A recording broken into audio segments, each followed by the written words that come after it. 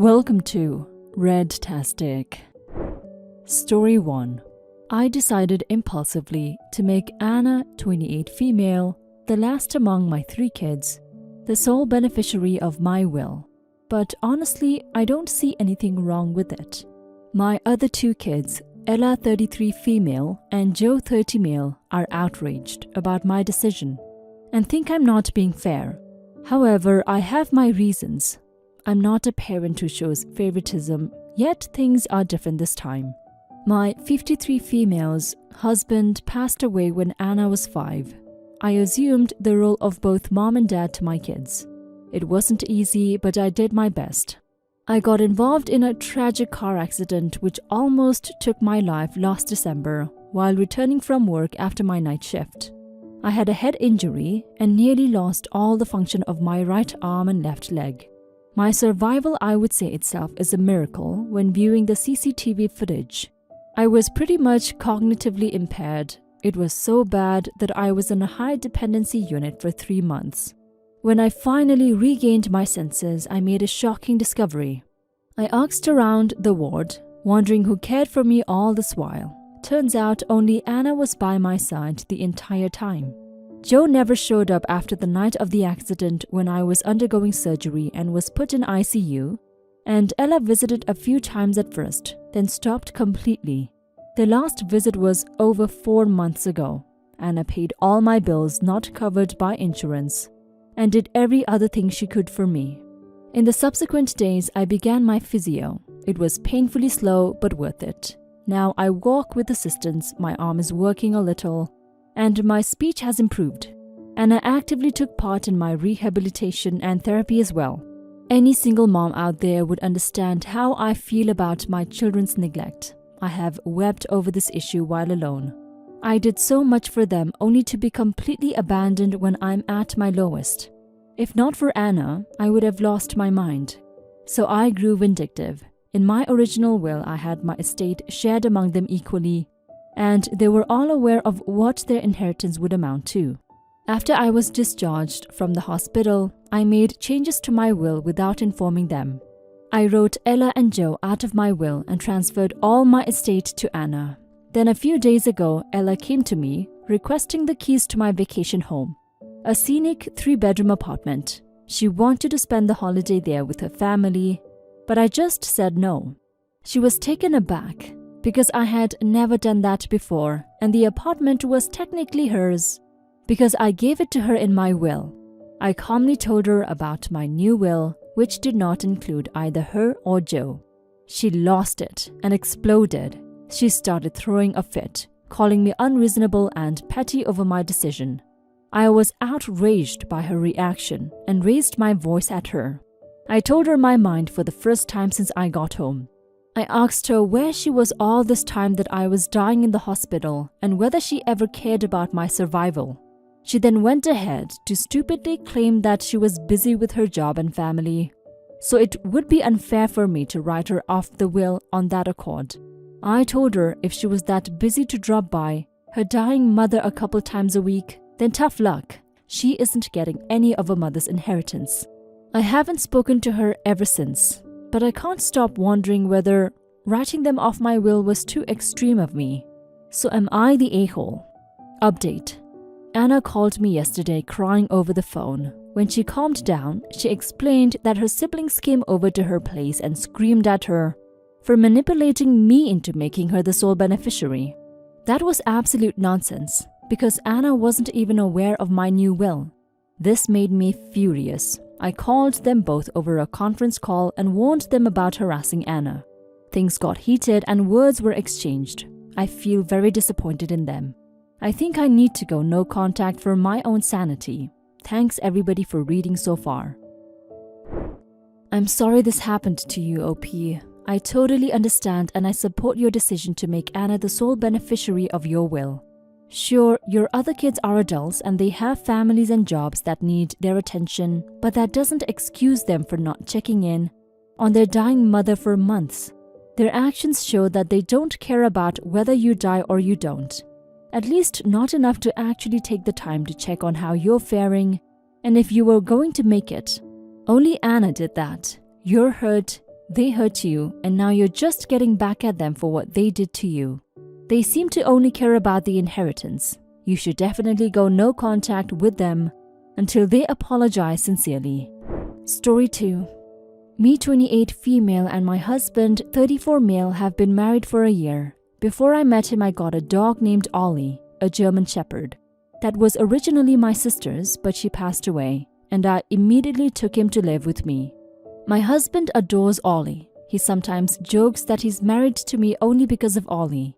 He likes making jokes and doing pranks, but some of them are downright nasty. He would always get me worried by lying, saying Ollie ran off when he was hiding him in a place I didn't know about. He knows how much worried and stressed out those pranks make me, but he says my reaction is priceless and worth the yelling and lashing afterwards. Ollie needed to be taken to the veterinary clinic for a checkup. My husband said he would handle it. During the second visit to get the results, I received a call from my husband and his voice sounded like he wasn't okay. I asked what was wrong. I got really worried after he said it was about Ollie. I was starting to shake. I kept asking what was going on, and he told me that Ollie's been diagnosed with cancer. He said he wanted me to come over to the clinic as soon as possible because Ollie was with the vet. I couldn't stand. I started asking, is that why Ollie lost weight lately and such. I rushed to the clinic and found my husband standing near the entrance with Ollie. First thing I noticed was him laughing hysterically, telling me that I really brought him into his lie. I was confused. He said it was just a prank, Ollie is perfectly healthy, and handed me the results to check. After I'd checked, I lost it. I lashed out at him. Not gonna lie, I called him awful names, and his face suddenly turned red like he didn't expect me to react that way. He argued that I made it a big deal, obviously, and was being mean to him over a prank that didn't even last an hour. I kept lashing out. I didn't give him a chance to keep talking. I took Ollie and the keys, then I left. I arrived to the clinic in a taxi. I left him at the clinic while me and Ollie went home by the car. 3 hours later, he came back and was upset. He usually laughs even in serious situations, but this time he didn't. He argued that I shouldn't have left him like that and that I overreacted. Said he was trying to make good memories to look back on and laugh at, but I was unnecessarily overreacting. He stopped talking after that. Just wanted to mention that this started months after his father's passing. His family said he never mentions his dad nor keeps anything of his, although they were very close. I never met his father, but they told me he wasn't suffering from anything and his death was sudden, and my husband had a hard time processing it. This could be the reason for his behavior. Not the a-hole OP. There is only one reasonable way to move forward here. You need to sit down with your husband and tell him point blank that his jokes about death, injury, illness, etc. are not now, nor have they ever been even remotely amusing. Not to you, not to his family, and not to the half of his friends who no longer speak to him because of them. Then this is the time for an ultimatum. And you have to be willing to follow through if he doesn't do his part. Either he gets professional help to actually deal with his grief in appropriate and healthy ways, or you're filing for divorce. Now for some comments. Not the a-hole. This isn't a prank. This is abuse. He wanted you to feel like your beloved dog was dying for his amusement. He laughed at your pain. Even him hiding the dog and saying he ran away is unbelievably cruel. His words aside, I think he's jealous of Ollie. Forget leaving him at the clinic, you should consider leaving his lying, cruel ass entirely. Not the a-hole, and you should leave him if this behavior doesn't improve. What if you weren't arriving by taxi and drove upset after one of his pranks and had an accident? Can you actually trust him with your dog ever again? What if he thinks a prank is not telling you that the dog has a serious condition? What happens if you have kids and he pranks that one fell in the playground and is in hospital with a broken arm? He is a massive a-hole. Reminds me of my grandfather, who definitely was a proper nut. He once called his wives, my grandma's family, and told them she died so they all need to gather. Her father went to hospital with a heart attack and her mother nearly died when she called my grandma's number. And my grandma answered and was pretty annoyed that she was disturbed at work. LOL. When asked why my grandfather did that, He said that he missed everyone and was sure no one would come for non-emergency reasons. Not the a-hole, OP. Run far away from this abuse. You deserve better. Story 3. I have a 17-year-old daughter, Eva, and a 16-year-old stepdaughter, Lucy. They really don't like each other, but as long as they are civil, that is all right.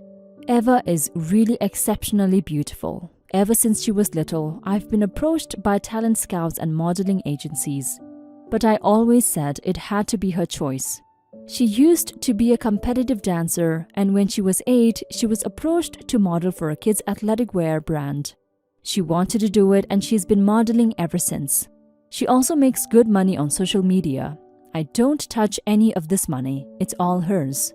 Well, Lucy wanted to do what Eva was doing because it looked fun. So my wife took her to a modeling agency, but nothing came of it. My wife even invested in one of those scams at the mall where you have to pay them. I tried to tell her, but she really wanted this for Lucy. Well, Lucy's a pretty girl, but she just doesn't have that factor Eva does. Lucy took this out on Eva, but we put a stop to it. Lucy also tries to become an influencer. She has a small social media following and is obsessed with getting discovered. Eva quit dancing 2 years ago because she couldn't keep up with dance and modeling. She now plays school sports because they are less time-consuming. Lucy never had any interest in sports and now she claims she's into fitness. She got on junior varsity and Eva is on varsity, and Lucy will not leave her alone. She's always critiquing her and acting like she is an expert on tennis. I recently bought Eva some new and somewhat expensive equipment, and my wife started harassing me about why I didn't buy Lucy any. This morning they got into a fight over a scrunchie, and Lucy claimed she needed it for Instagram. I yelled at both of them to stop fighting over the damn scrunchie, and then I told Lucy she needs to focus on something besides social media. She said Eva is always on Instagram, and I pointed out Eva makes money off it. So really the time she spends on her phone is equivalent to her having a part-time job. Lucy locked herself in her room and my wife thinks I'm an a-hole. Now for some comments. You're the a-hole. There is a bias here that will only serve to drive a wedge between you, your wife, and your stepdaughter. For your narrative, it is clear that Lucy is only your stepdaughter and is just inferior to your daughter. Not as pretty, not as popular on social media, not as athletic.